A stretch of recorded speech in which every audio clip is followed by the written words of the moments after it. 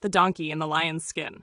They say every forest has a secret, but on this particular morning, the forest had a roar no one could explain. A roar that sent birds spiraling into the sky, froze rabbits mid-hop, and made even the wolves pause with unease. But here's the twist. That roar didn't come from a lion. It came from a trembling donkey standing in a clearing, wrapped in the sun-faded skin of a fallen king of the jungle.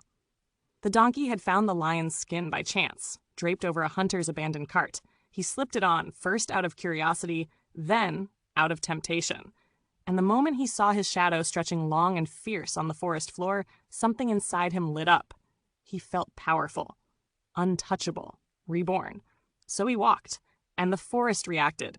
Deer darted into the brush, convinced a predator stalked their heels. Foxes abandoned their dens. Even the proud boars lowered their heads and backed away. Each gasp, each startled cry, fueled the donkey's newfound confidence until he strutted through the wilderness like he owned every leaf, every breeze, every heartbeat. But there was one animal who didn't run, the old mule who grazed by the riverbank. He squinted at the approaching lion, his ears twitching, eyes narrowing.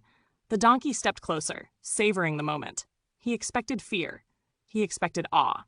He expected surrender. Instead, the mule simply asked, "And who might you be?"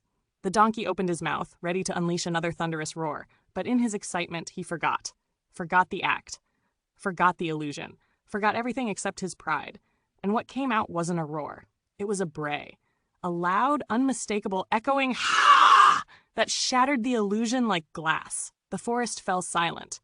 The mule blinked once, twice, and then let out a long, weary sigh. "Ah," he said. "I thought something seemed off. A lion may frighten the world with his presence, but only a donkey brays like that." In an instant, the spell broke. Animals peeked from behind trees. Birds settled onto branches. Fear dissolved into bewilderment, and bewilderment into laughter. The donkey's ears drooped. The lion's skin felt heavy, too heavy, as if the truth itself weighed it down.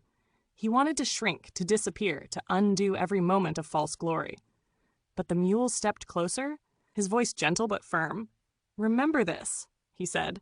"Wearing the skin of greatness doesn't make you great. True strength comes from what's inside, not what you pretend to be." The donkey lowered his head, humbled.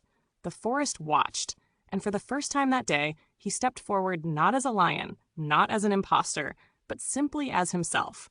And oddly enough, that felt braver than any disguise. If you enjoyed this story, please like, share, and subscribe to help the channel grow.